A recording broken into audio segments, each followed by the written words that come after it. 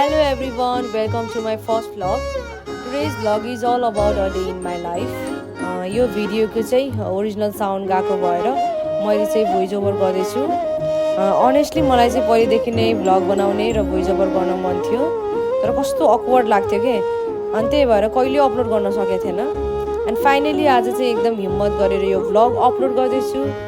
अनि अहिले पनि एकदमै नर्भस छु के, बिकज मेरो चाहिँ भोइस अलिकति मलाई चाहिँ अलिकति डिप अनि अलिक मोटो मोटो अलिकति धोक्रो धोक्रो जस्तो लाग्छ के, तर it's okay, I will try my best.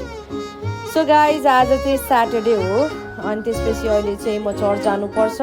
अनि बिहानको अहिले 7:30 भएको छ, मलाई 8 बजेसम्म चर्च पुगिसक्नुपर्छ. अनि जहाँ गए पनि ढिलो हुन्छ क्या, मेरो ढिलो उठ्ने बानी छ नि त. अनि त्यही भएर आज टाइममा पुग्नुको लागि छिटो छिटो फ्रेस भएर रेडी हुँदैछु. Let's get ready together and start the guys. And then finally ready भइसक्यौँ हामी दुई बहिनी चर्च जानलाई. अनि त्यसपछि मेरो बहिनीले भने खै दिदी तपाईँको भ्लगमा म पनि आउनु पऱ्यो भनेर क्यामेरामा साइडमा आयौँ. अनि हामी छिटो छिटो निस्किँदै चर्चतिर लाग्यौँ.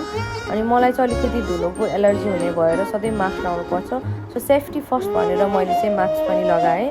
अनि हामीहरू निस्क्यौँ.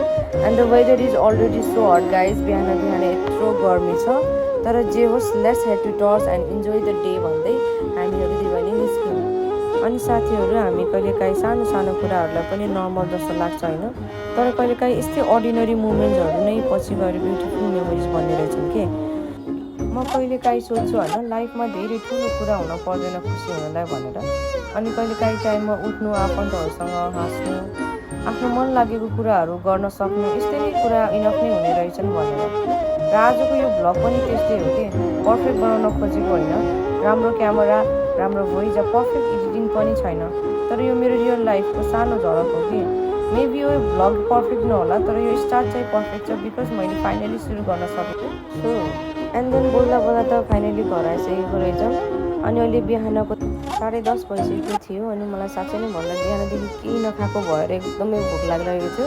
र छिटो छिटो माथि गएर किचनमा गएर खाना हालेर म खाना खान लागेँ. खाना खाइसकेपछि म फेरि रुममा आएँ अनि अलि रेस्ट गर्न सोचेँ, बिकज गाइज मेरो फेरि 1 बजेदेखि 6 बजेसम्म इभिनिङ ड्युटी छ. After taking some rest I finally woke up and now it was time to get ready for duty. अनि मम्मीले घरको सामानहरू अलमोस्ट सकिएछ, भाटभटिनी पसेर आउनु भन्नुभयो, बिकज मेरो ड्युटी गर्ने प्लेसबाट भाटभटिनी नजिकै थियो. अनि मैले भने किन म मात्र जाने हो, सबै जाम न त, बेलुका रिफ्रेसमेन्ट पनि हुन्छ भने. अनि बहिनी मसँग ड्युटी जान्छ, उतैबाट हामी भाटभटिनी जान्छौँ, अनि तपाईँ चाहिँ डाइरेक्ट त्यही भाटभटिनी आउनु भनेर भने. अनि बहिनी पनि रेडी भएर चाहिँ हामी दुईजना चाहिँ मम्मीलाई बाई भन्दै हामीहरू त्यही जान लाग्यौँ. सो गाइज राइट नाउ हामीहरू ड्युटीतिर जाँदैछौँ. आजको दिन चाहिँ एकदम फास्ट गइरहेको जस्तो लागिरहेको छ. समटाइम्स आई फिल लाइक दिन कसरी बित्छ नै थाहा हुँदैन. एकछिन मात्र रेस्ट गरेको जस्तो लाग्छ, फेरि अर्को रेस्पोन्सिबिलिटी वेट गरिरहेको हुन्छ. बट टु बी अनेस्ट मैले यो बिजी लाइफलाई इन्जोय गर्न सिक्दैछु. अनि गाइज यो गर्मी त के हो यार, बिहानदेखि नै यत्रो गर्मी छ, तर जे होस् ड्युटी त ड्युटी नै हो. अनि हेर्दा हेर्दै हस्पिटल पनि नजिक आइपुग्यो. अनि यो एरिया चाहिँ एयरपोर्ट नजिकको हो. यता लेफ्ट साइडबाट गयो भने एयरपोर्ट पुग्छ. अनि हामी चाहिँ राइट साइडतिर लाग्दैछौँ, बिकज मेरो हस्पिटल त्यतैतिर छ. कहिलेकाहीँ म सोध्छु होइन, टाइम चाहिँ कति छिटो जाँदो रहेछ भने के. एकछिन अगाडि मात्र म घरमा आराम गर्दै थिएँ, अनि हेर्दा हेर्दै फेरि ड्युटीको हस्पिटलको गेट अगाडि आइपुगेँ. अनि यो हस्पिटलको गेट देख्दा नै अटोमेटिकली ड्युटी मोड अन हुन्छ कि. बाहिर जति थकाइ भए पनि यो गेटभित्र छिर्ने बित्तिकै आफूलाई सम्हालेर स्माइल गर्नुपर्छ, because someone inside might be having a harder day than us. Maybe that's one of the biggest things nursing has taught me. Kindness is free, तर कहिलेकाहीँ त्यो एउटा सानो स्माइल, एउटा राम्रो कुरा वा एउटा सानो हेल्पले पनि कसैको दिन नै चेन्ज गर्न सक्छ. So leaving all the tiredness behind, it's time to start another shift and give my best. So साथीहरू यो चाहिँ मेरो चेन्जिङ रुम हो, जहाँ म ड्युटी स्टार्ट गर्नुभन्दा अगाडि रेडी हुने गर्छु. अनि यो चाहिँ मेरो लकर, यहाँ चाहिँ मैले मेरो ड्रेस अनि अरू मलाई युज हुने सामानहरू राखेको छु. It's time to change into my uniform and switch into nurse mode. त्यसपछि कपाल बाँधेर रेडी हुँदै थिएँ. अनि त्यतिखेर नै मेरो साथी आइपुगेन्. अनि हामी दुईजनाको सँगै ड्युटी थियो आज. रेडी हुनुभन्दा बढी त हामी दुईजना कुरा गर्दै र हाँस्दै थियौँ. ड्युटी स्टार्ट हुनु अगाडि यसरी एउटा साथीसँग कुरा गर्दै चाहिँ मुड चाहिँ फ्रेस हुने रहेछ है गाइस. अनि हामी कुरा गर्दा गर्दै हाँस्दै एकअर्कालाई जिस्काउँदै ड्युटीको लागि रेडी भयौँ. sometimes all you need before a long shift is a good conversation and a few laughs. Anyway guys, let's start the shift and see what the rest of the day has planned for us. अनि हामी ड्युटीतिर लाग्यौँ। After that हामी ह्यान्डओभरको लागि गयौँ। ह्यान्डओभरमा थाहा भयो कि एउटा पेसेन्ट मर्निङ सिफ्टमा एसपिटीमा गएको रहेछ, त्यसैले हाम्रो सिफ्ट सुरुदेखि नै अलि बिजी र अलर्ट थियो। एज अ नर्स यस्तो सिचुएसनमा फोकस चाहिँ कम्प्लिटली पेसेन्टमै हुन्छ। द्याट्स वाइ मैले राम्ररी भिडियोहरू रेकर्ड गर्न सकिनँ। अनि झन् हाम्रो हस्पिटलमा चाहिँ भिडियो बनाउन पनि अलाउड छैन, सो प्राइभेसीको लागि मैले थोरै क्लिप्सहरू मात्र रेकर्ड गरेँ। Before we even realise it बेलुकाको 3 बजिसकेको थियो। थ्याङ्कफुल्ली पेसेन्ट स्टेबल भइसकेको थियो अनि सिचुएसन पनि अलिक काम हुँदै गयो।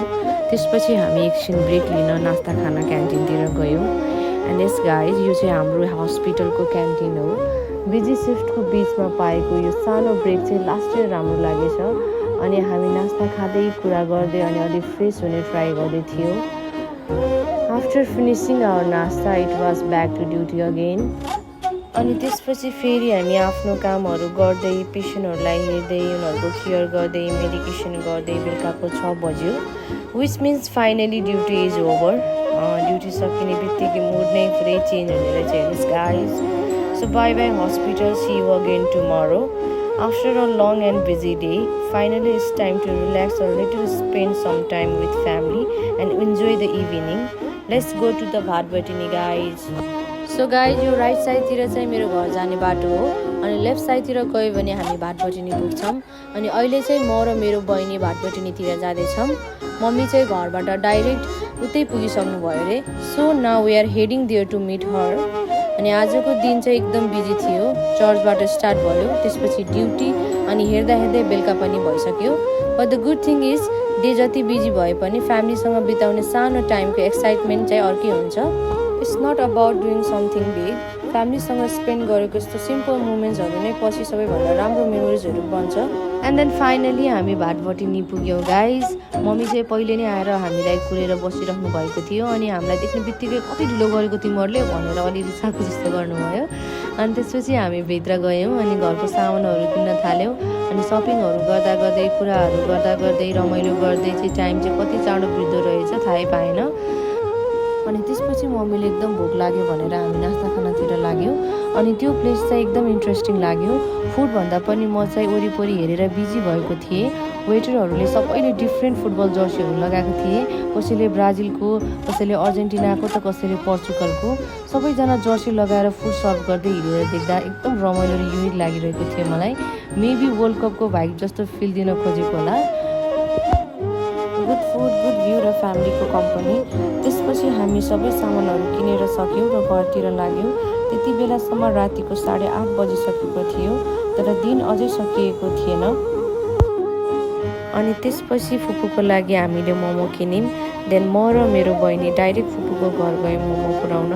It was a simple but really nice moment. फुपू एकदमै खुसी हुनुहुन्थ्यो। जस्ट लुक एट आवर फुपू, कति इनोसेन्ट र क्युट देख्नु भएको छ होइन। अनि त्यसपछि हामी फुपूको घरबाट हामी आफ्नो घरतिर लाग्यौँ।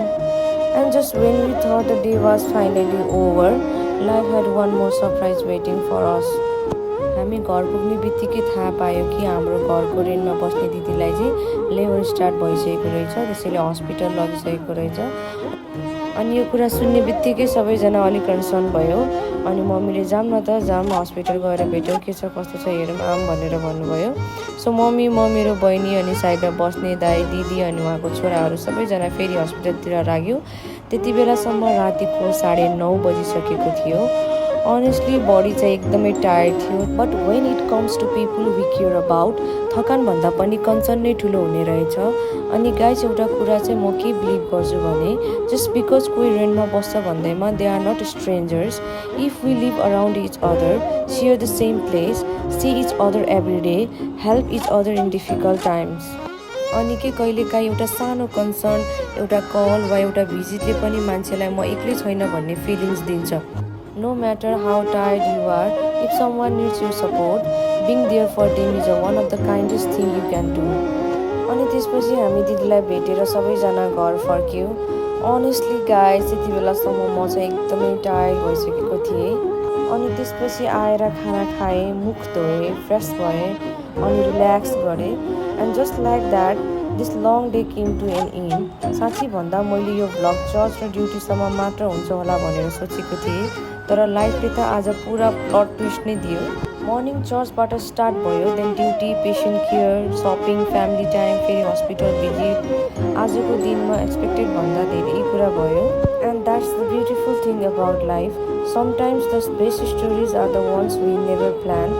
So guys, this is the end of my very first vlog. I hope you enjoyed this little glimpse of my life. Good night guys and thank you for watching.